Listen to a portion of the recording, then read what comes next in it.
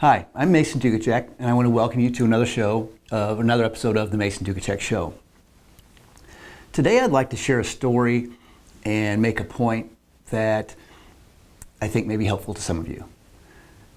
Back in the early 90s, I was an Army officer. I was a combat engineer, and we were sent to do a special road and bridge project in the country of Panama.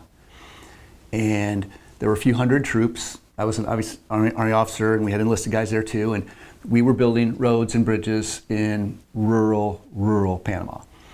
And there was a brand new second lieutenant, fresh out of college, who, and for those of you who don't know, officers outrank enlisted people regardless of how much time they've been in the service.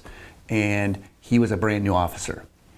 And he knew that he outranked the enlisted people, even that had been there a long time, but very, very inexperienced officer. Anyway, there was one point on the 20-mile stretch, probably a little bit past halfway, where we were doing explosive work. There was a huge rock, and when I say rock, I'm talking about a hill full of solid rock, and we were doing continual blasting there with dynamite. I mean, literally like blowing up this hill.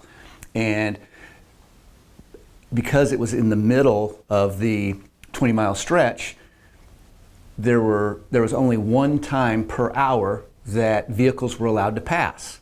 So the military policeman had someone stationed on each side of the blasting area, and the cars were only allowed to travel, the vehicles were only allowed to travel there on the hour, every hour for about 15 minutes, and then they blocked everything off for another 45 minutes. So if you missed it by a minute or 2 minutes, you're going to wait a while. So that was the deal. Well, anyway, this lieutenant had a vehicle and proceeded to come up there, and he saw a junior enlisted person, I think it was a specialist, told him to halt. He was a military policeman, he told him to halt. And the lieutenant just kept driving.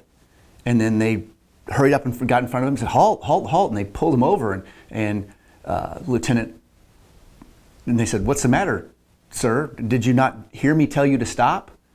And the lieutenant pointed at the bar, his rank on his forehead, and said, you see that bar? That means I outrank you, and I can do whatever I want. And the specialist who was enlisted and did rank less than the lieutenant said, sir, here's the problem. You've got rank confused with authority. And he was right. The military policeman, when a military policeman tells you to pull over, you stop. He didn't get that. Well, why do I tell you a story about what happened in the Army a long, long time ago? Because it applies now today in corporate America. I know of I'll give you a very specific instance. I have a friend of mine who is a senior level human resource executive who has 25 plus years of experience in a wide variety of world-class organizations. She is an HR expert, and I respect her immensely. The problem that she has is that she works for a chief financial officer. And the chief financial officer outranks her because that's the way the organizational structure is set up in this company. And the challenge that she has is that she has more HR knowledge in her little finger than this chief financial officer has in his whole body. Yet the chief financial officer insists that no policy gets done without his approval, no memos go out without him reviewing it. I mean, he micromanages everything, and the bottom line is, like in the Army, we would talk about a squad of movement. Well, our squad can only move as fast as our slowest person. And in this particular case, this company, and it's a big one, is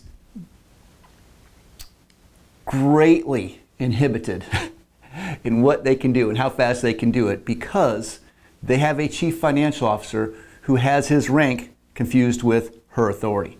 She is the subject matter expert in that area, not him. And having that specific rank does not give him special powers, knowledge, experience, or ability. And it's a very, very frustrating position for her to be in, and it's extremely expensive and wasteful for the chief financial officer to continue to operate in that fashion. So, that's why I tell you the story, because there are just times when you may be in charge, or you may have the title, but you know what? You may not be the expert in that particular area, and while you may have the rank, you may not have the authority. I can even tell you, like, even when I was an officer, I'd look back at, I'd take a private, like, who did maintenance on our vehicles. I could change the oil and maybe a few other things, but I'm certainly no mechanic. And did I outrank that private? Absolutely. But you know who the expert and the authority was when we get in the field and the vehicle broke down? It wasn't me, it was the private. So just hope that that perspective is helpful to you and the others you work with, and hope the story's meaningful. Thanks.